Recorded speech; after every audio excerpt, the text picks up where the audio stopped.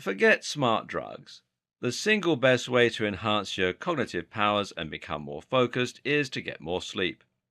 And forget supplements. The single best way to accelerate your muscle gains and improve your strength is to get more sleep. There are countless articles out there that detail life hacks and other strategies that you can use to sleep better. These range between lying on spiky mats, which is nonsense, taking ZMA, which doesn't do much, to eating honey before bed, which might just be helpful but frankly is negligible. More efficient then is to look at some small, simple changes you can make to your routine that will have a major impact on the quality and quantity of your sleep. There's that Kaizen again. Okay, number one, take a hot shower or bath before bed. This helps to encourage the production of growth hormone and melatonin, and it also helps to relax the muscles, far more effectively than taking valerian root. As your body cools down, you'll sink into a much deeper and more restorative sleep, and you'll also save yourself time in the morning. Number two, open the window ajar. We sleep much better when our environment is slightly cool. Let some cool air into your room, but make sure you can keep warm with your duvet. Number three, go for a run or a walk in the morning that day. Getting more exercise helps you to sleep more, as does getting fresh air and vitamin D. You can also supplement with vitamin D in the morning, and if you live in the UK like me, then there's a good chance you're deficient. Number four, take half an hour or even 15 minutes before bed to wind down and do some reading. Avoid looking at mobile screens or computers if possible, as the light from these increases cortisol production. I experimented with wearing blue blocking shades before bed for a while, but truth be told, you look like a twit and it's pretty impractical, especially if you're in a relationship. Taking a little while out to unwind will help you forget the stresses of the day while getting your body into a good sleep mode. Number five, most important of all, is simply to prioritize your sleep and to give it the attention it deserves.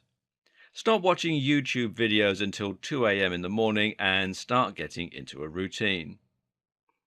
And finally, number six, of course, you also need to look after the environment that you're sleeping in. Comfortable pajamas and duvet covers, along with curtains that actually block out the light and an absence of blinking LEDs, will make a huge difference. Meanwhile, I highly recommend investing in some kind of daylight alarm, such as those made by Lumi. These are designed to emit a light that is more similar to sunlight in terms of the wavelength, and it will come on gradually as it approaches the time that you set the alarm. This gradually rouses you out of sleep, and, if all goes well, you'll wake naturally before the alarm goes off. As a result, you'll feel significantly more awake and well rested. Even if it takes the alarm to wake you, though, you'll still be waking up in a light environment from a much lighter state of sleep. You'll feel far less sleep inertia, and you'll really notice the difference when you're forced to wake up without it. This is especially effective for those who struggle with SAD, which is seasonally affective disorder, or SAD. And trust me, this is one change that will really make a highly noticeable difference. Just think about the difference you're now making. Previously, you were sleeping deeply, at which point a loud alarm would suddenly startle you awake. This would jolt you out of bed with a start, and you'd wake up into a pitch-black room and have to drag yourself out of bed. Instead, you're now coming round gently, waking up gradually and naturally as the room gets lighter, and then being nudged over the edge by the actual alarm. And when you open your eyes, the room is light and you're ready to go. For those of you who struggle to get out of bed without hitting the snooze button, a daylight alarm can help. If you need a little extra help, then try waking up in stages. Instead of forcing yourself to leap out of bed, agree that you'll just prop yourself up into a more upright position and turn on the light when the alarm sounds. If you must hit the snooze, then that's fine once, but the second time it goes off, then you're going to grab a book, your phone, or something else that will prevent you from dozing off. Absent-mindedly look through this, then you should find that you're awake enough to get up.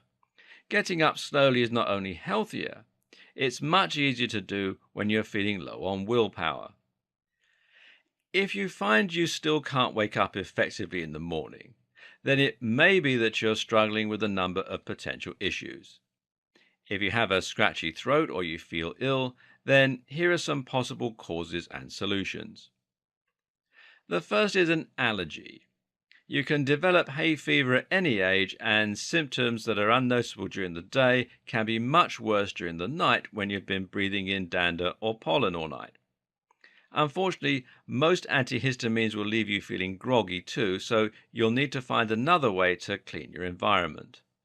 Mold poisoning can lead to a number of unpleasant short-term and long-term effects. If you have mycotoxin-producing black mold, it can even give you asthma or eczema. Even just breathing in mold spores from less harmful types can leave you with a scratchy throat and a poor night's sleep. If you notice the air is smelling damp, then consider calling in a mold remediation company. Then it could be behind the walls or under the floorboards.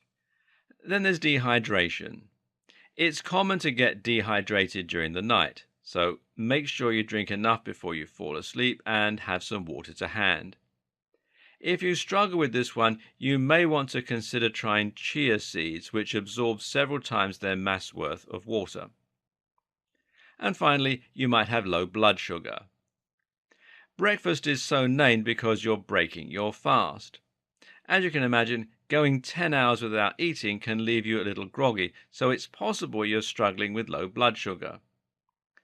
Something that is thought to help this is a spoon of honey, which contains both slow-release and fast-release sugar, providing you with a steady supply of energy throughout the night. This might seem a bit of a random tangent, but it really isn't. Many of us wake up in the morning feeling subpar, but aren't quite sure why. Often it comes down to factors in the environment or in your overall health like these, and as we've seen, it should be relatively easy to solve them in many cases. Finally, if you struggle getting to sleep because you can't stop your mind racing, then address the way you're thinking about sleep. There's a lot more to learn about CBT, and it really is a fantastic tool. But for now, all you need to know is that it involves changing the way you think about a problem. In this case, you're going to stop putting pressure on yourself to sleep. If you feel stressed because you're not asleep yet, you'll work yourself up and be far less likely to be able to drift off. Instead of getting frustrated, focus on the opportunity to just relax and enjoy lying down to have a think or feel free from the pressures of the day. Even if you're just relaxing, this will still offer you some recuperative benefit. What you'll find, though, is that the moment you manage to enjoy just relaxing, you'll fall asleep. Don't force yourself to drift off. That's an oxymoron.